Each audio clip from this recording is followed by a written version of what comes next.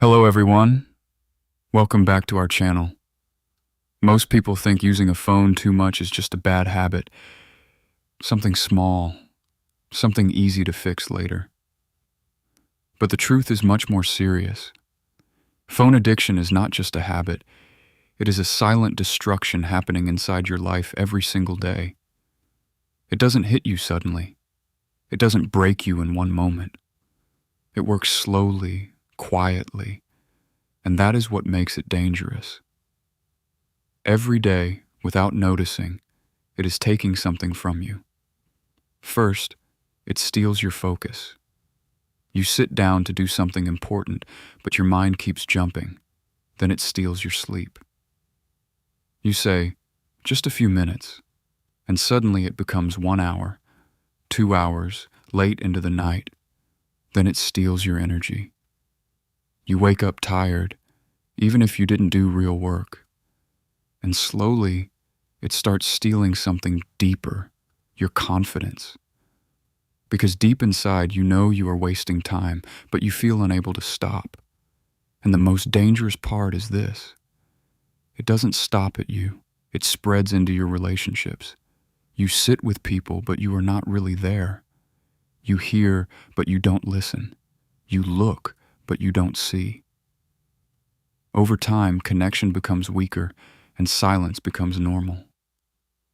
This is why phone addiction is not loud. It does not shout. It does not warn you. It simply replaces your real life with a distracted version of it. And one day, you look back and realize you didn't lose 1 hour. You lost your attention, your presence, and a part of yourself. That is why this is not something small. This is something you must take seriously before it quietly takes control of your life. And if you think this silent destruction is only happening inside your mind, look around. Look at how the world has changed. Imagine it is the evening in 1990. The sun is going down. Streets are still alive. Children are outside playing, running, laughing, sometimes arguing and then becoming friends again. They are not learning from a screen. They are learning from life, how to talk, how to share, how to lose, how to win. Parents are sitting together, talking face to face. No one is rushing to check something. No one is half listening. Even if life is not perfect, people are present. They feel each other. They notice emotion. They connect. Now come back to today. Same evening, same houses, but everything feels different. A family is sitting in the same room, but no one is really there. The father is scrolling. The mother is watching short videos.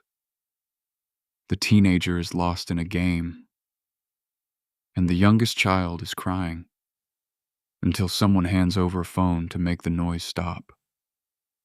Suddenly the room becomes quiet, but it is not peaceful. It is empty. There is no eye contact, no real conversation, no deep listening. Even when someone speaks, the answer comes without looking up. Wait, just a minute. But that minute never really ends. This is how the silent destruction from before becomes visible. In the past, people were sometimes bored, but they were connected. That boredom pushed them to create, to imagine, to interact. Today, people are entertained all the time, but disconnected. Because now, the moment silence appears, the hand reaches for the phone. And this changes something deep inside the brain. When the mind is constantly filled with fast stimulation, it forgets how to be still. It forgets how to enjoy simple moments.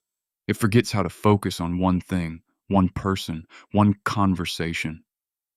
That is the real shock of today's world. We did not just change our tools.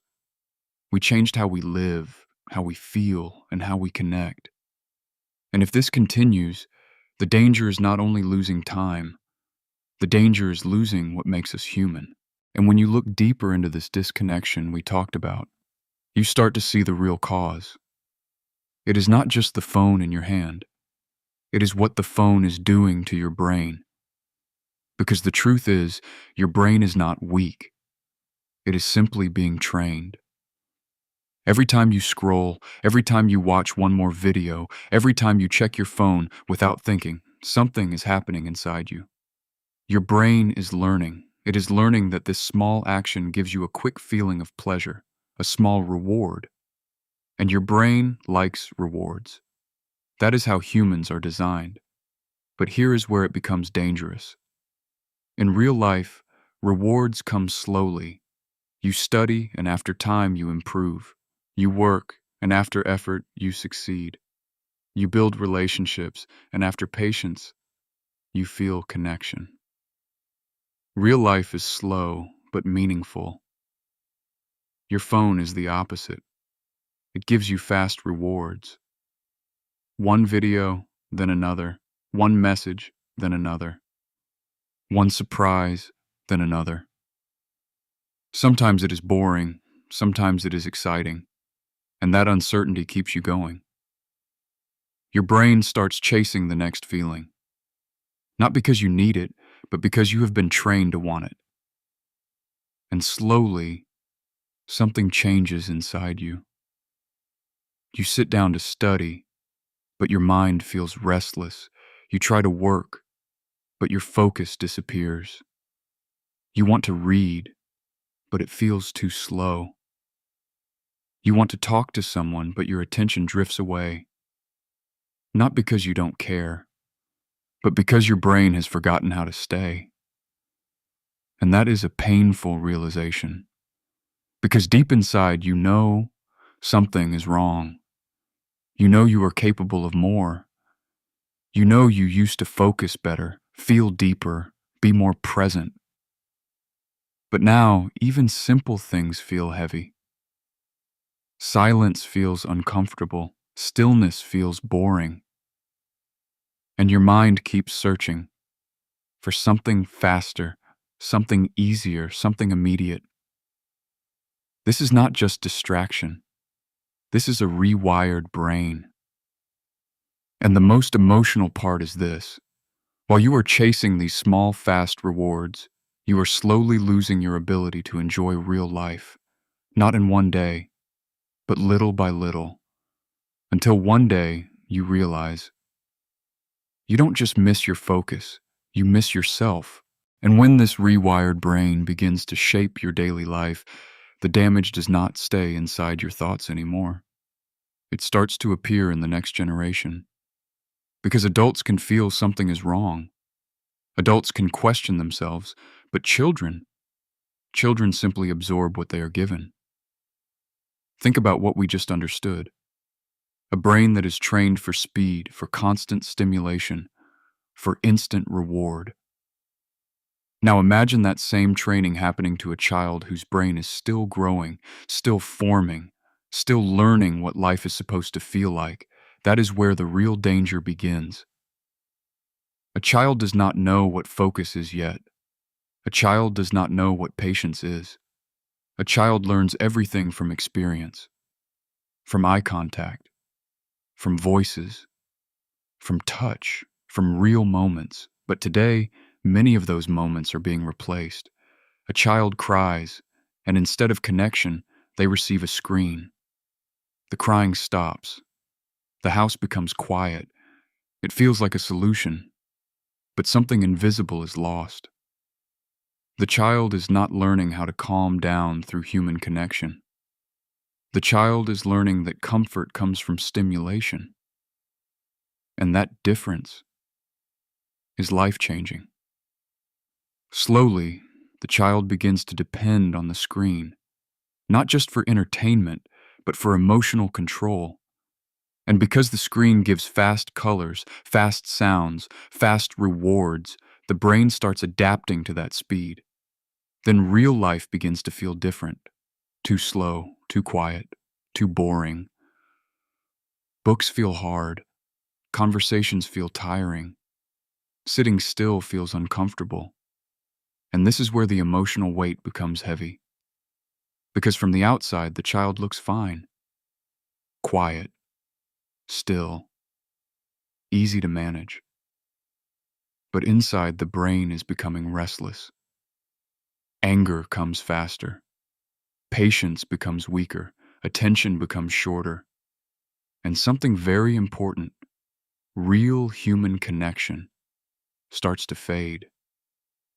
The child grows, but not fully, not deeply, not completely. And the most painful part is this. This damage does not happen with noise. It happens in silence, in small daily choices, in moments that feel harmless.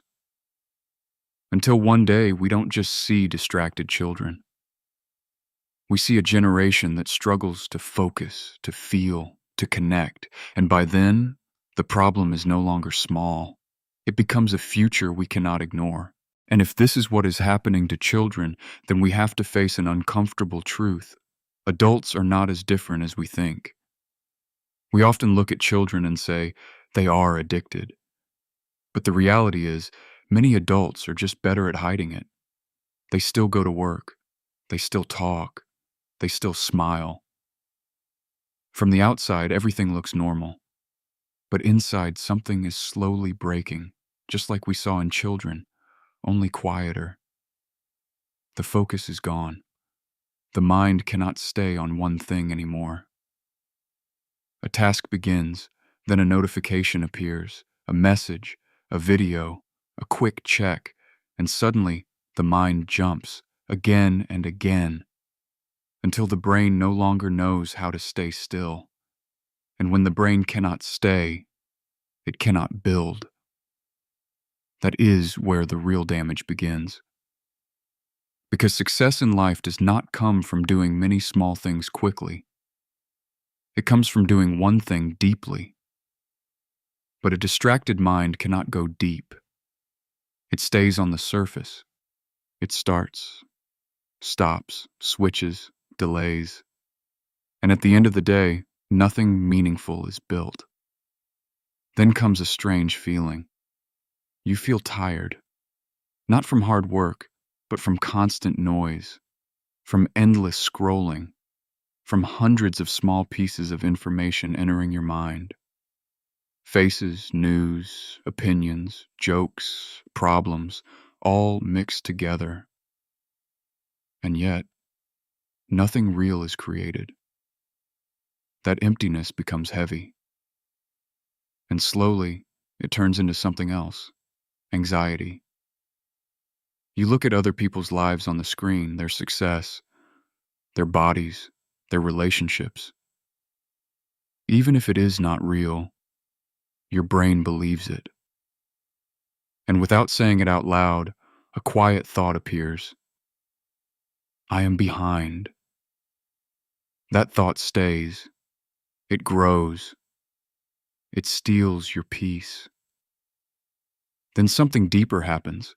You start feeling less joy in simple things, less interest in real conversations, less excitement in your own life. Not because life is empty, but because your brain has been trained to expect something faster, something stronger, something more stimulating. And the most painful part is this. You know it. You know you are wasting time. You know you could do more. You know you are capable of a better life. But every time you try to change, the same cycle pulls you back. Scroll, escape, regret, again and again. And slowly, without realizing it, you are not just losing time, you are losing belief in yourself. And when you live long enough in that cycle, scroll, escape, regret, the damage does not stay only in your mind or your emotions. It begins to show in your body. At first, it feels small, a little stiffness in your neck, a slight pain in your shoulders, a heavy feeling in your head. You ignore it. You think it's normal. Maybe you say, I just need some rest. But the truth is, your body has been speaking for a long time. You just haven't been listening. Think about your posture. How many hours do you spend with your head down, looking at a screen? Your neck is not designed for that position. Your spine is not built for long hours of stillness, but day after day, your body adapts to what you repeat. And slowly, your posture changes. Your shoulders move forward. Your back becomes tight. Your breathing becomes shallow. And without realizing it, your body starts to feel tired, even when you haven't done anything physically demanding. This is where it becomes deeper. Because posture is not just physical, it affects how you feel. When your body is closed, your energy feels low. When your breathing is shallow, your mind feels heavy. And when your body feels weak, your motivation drops. Then you blame yourself. You think, I'm lazy. I don't have energy. I can't stay consistent. But maybe it's not your personality. Maybe it's your lifestyle. Then come the headaches, the brain fog, that strange feeling where you sit in front of something and can't think clearly.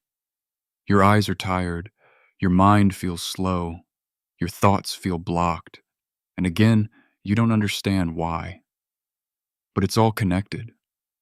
Your eyes are focused on a small screen for too long. Your brain is overloaded with fast information. Your body is not moving. Your nervous system is always active but never resting. So instead of feeling sharp, you feel drained. And then something even more frustrating happens. You have less energy, so you move less. You move less, so you feel worse. You feel worse, so you scroll more. And the cycle continues, not just in your mind, but in your And this is the truth many people don't see. Phone addiction is not only stealing your time or your focus, it is slowly disconnecting you from your own body. And when you lose connection with your body, life starts to feel heavier than it really is. And when your mind is tired, your emotions feel heavy, and even your body starts to break down. You begin to notice a pattern, not just random moments, a cycle. At first, it feels harmless. You feel stressed, so you pick up your phone. You feel bored, so you scroll. You feel lonely, so you look for something, anything, to distract you. And for a moment, it works. The feeling goes away. Your mind feels lighter. You feel better, but only for a moment. Because what you don't see is what happens next. The relief fades. The time is gone. And in its place comes something else. Guilt. A quiet voice in your head. I wasted time again. I should have done something better. Why do I keep doing this? That feeling sits inside you. It doesn't explode. It doesn't shout, but it stays. And slowly, it turns into stress. And when you feel that stress, what do? You reach for your phone again. This is the trap. You are not using your phone to relax anymore. You are using it to escape, to avoid, to numb what you don't want to feel. But escape is not healing. Every time you run from discomfort, you train your brain to depend on distraction. And every time you depend on distraction, your ability to face real life becomes weaker. So the problems don't disappear, they grow. Loneliness becomes deeper, stress becomes heavier, motivation becomes weaker.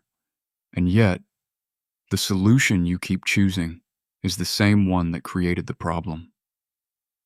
That is why it feels so confusing. You are trying to feel better, but you are making it worse. And the most painful part is this.